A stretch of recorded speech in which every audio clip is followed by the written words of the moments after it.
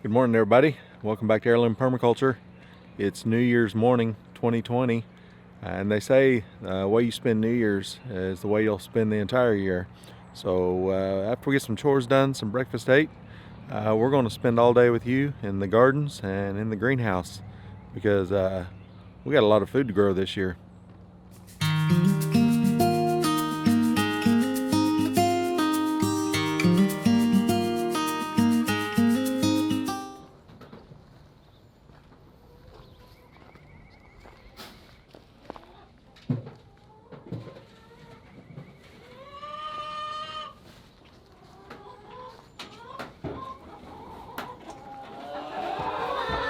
Morning.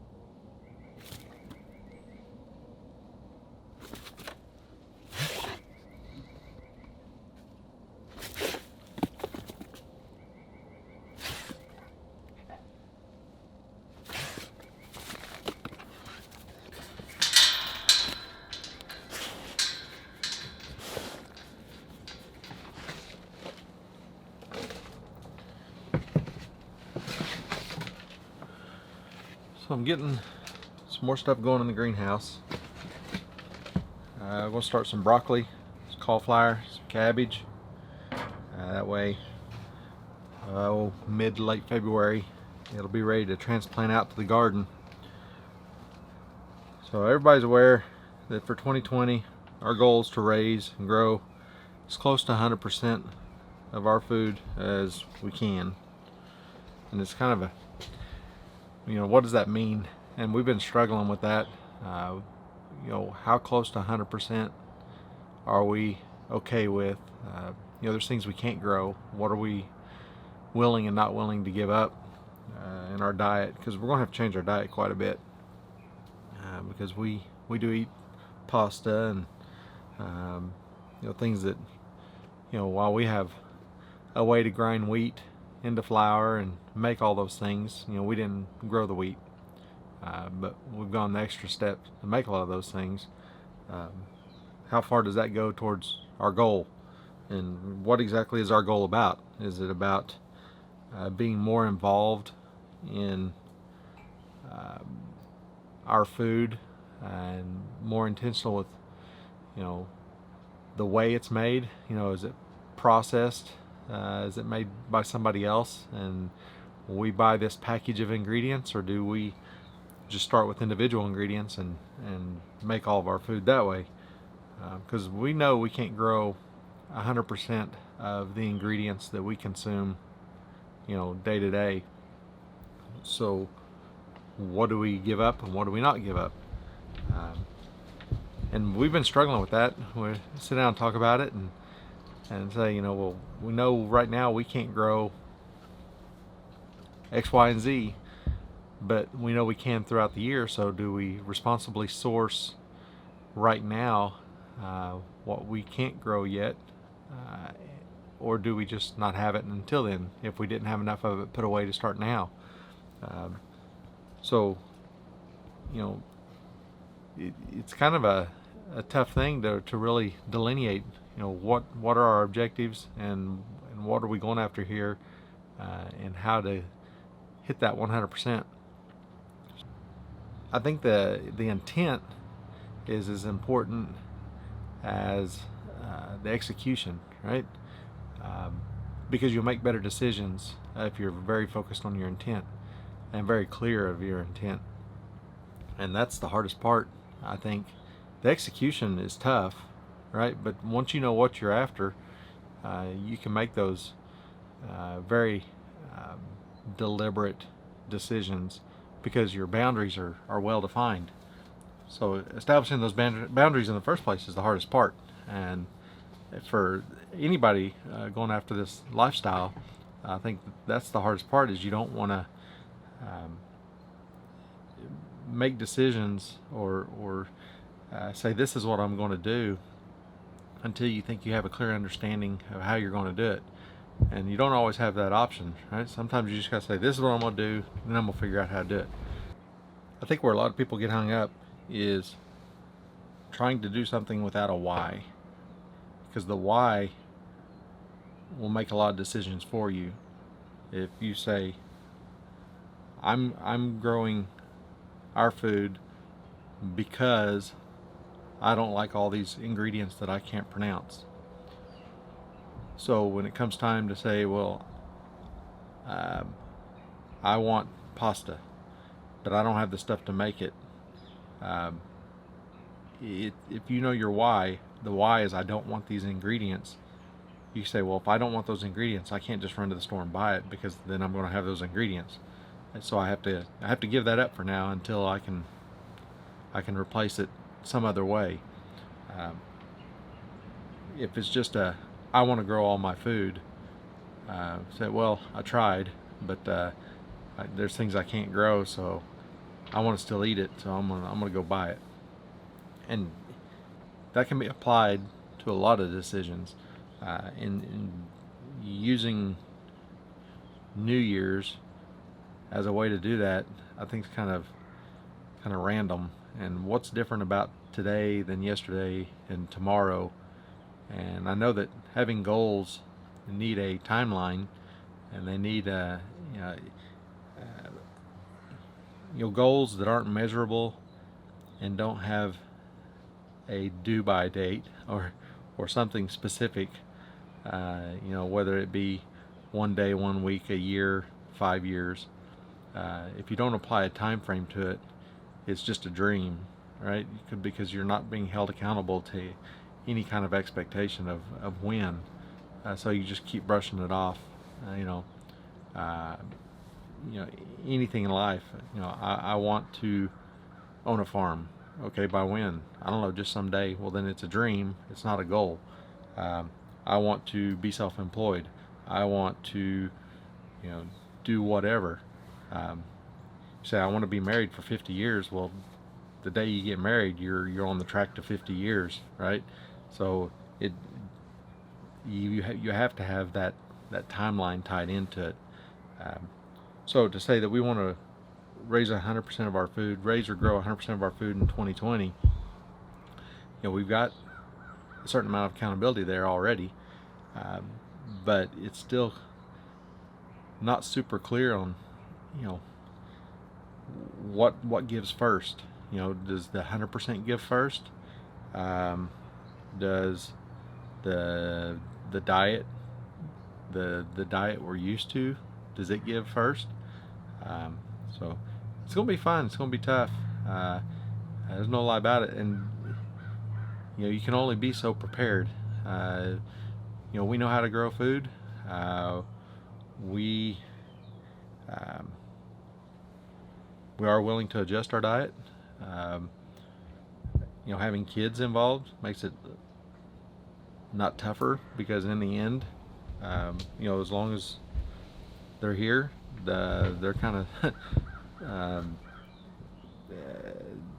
they may be at times unwilling participants, but they are participants. What the household is doing, and nothing we're doing is extreme. So I wouldn't call it undue stress on the kids, but it will at times, when they want an ice cream and we don't have a dairy cow, we don't want refined sugar, it will make occasions like that a little more difficult, but we can get by it, right? So let's plant some food.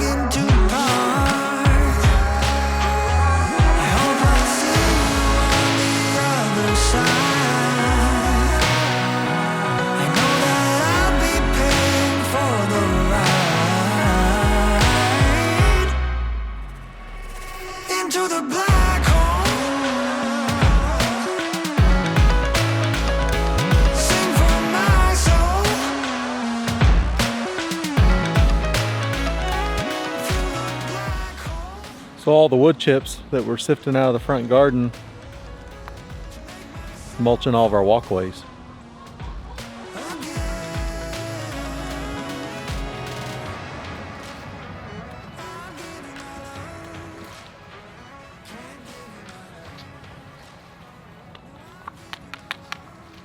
What are you planting? Cabbage now. I was trying to think, like, what is this? I just planted a bunch of kale. Now I'm putting some cabbage in. And that's arugula.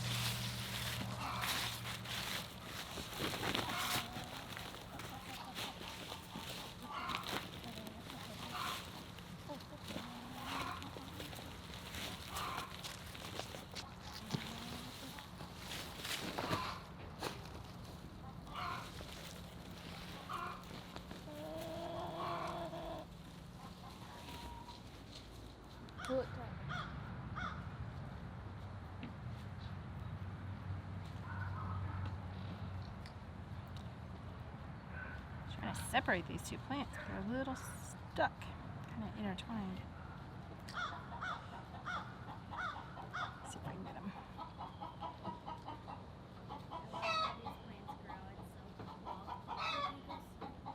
Hopefully they're actually laying eggs in there with all that noise. They've been slacking this winter bad.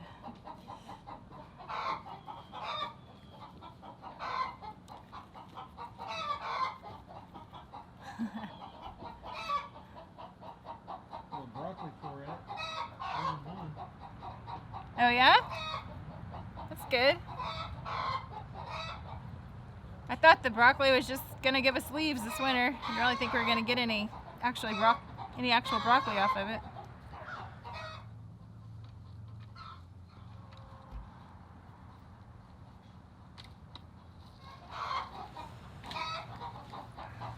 There you go. Coming apart. Got 'em.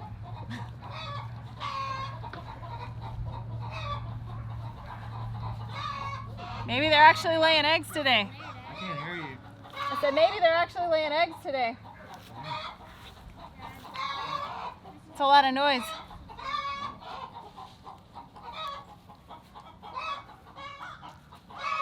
Yeah, yesterday they gave us one egg out of 34 birds.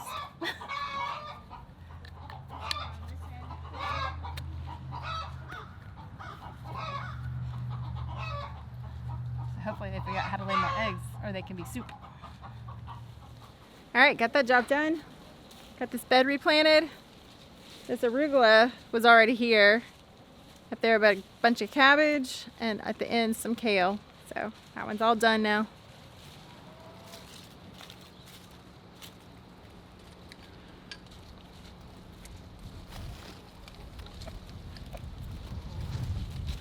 What are you working on? So what are you working on? Cleaning up the dead leaves and underbrush like California should do. We're just cleaning up all the frost damage, any broken leaves,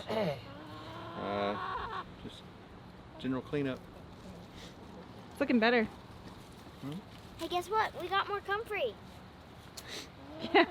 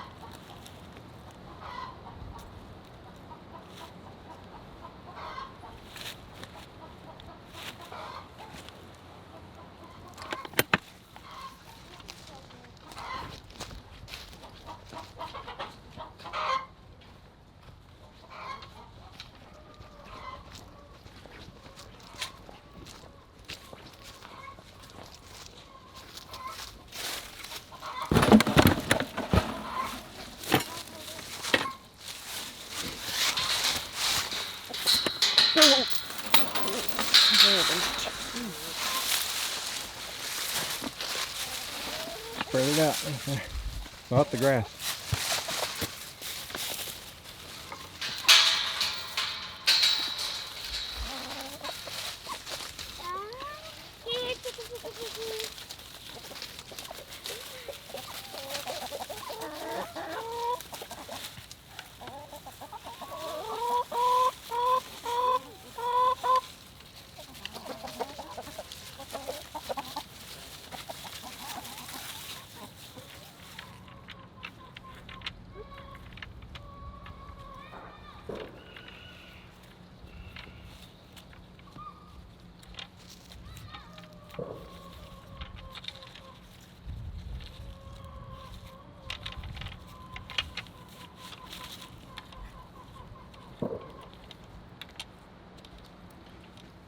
Well, we got a bunch of stuff planted in the greenhouse.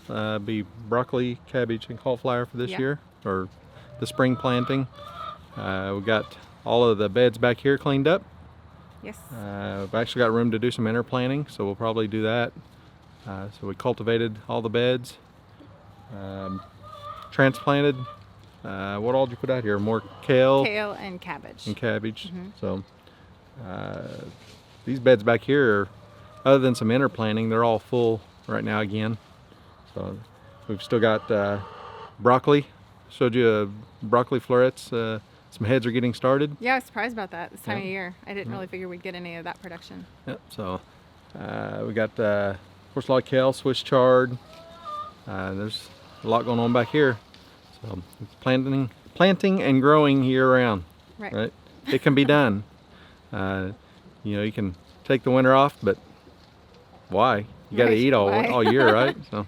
And who doesn't want fresh greens in in the winter? You don't have to buy the stuff that you have to wonder if it's going to be recalled or not. Yeah, where'd all that stuff at the grocery store come from? Right. Are you going to get E. coli? Right? So I don't grow that. I don't want to grow that. So, so I guess we'll wrap it up here, and we'll see y'all next time. Bye. Bye.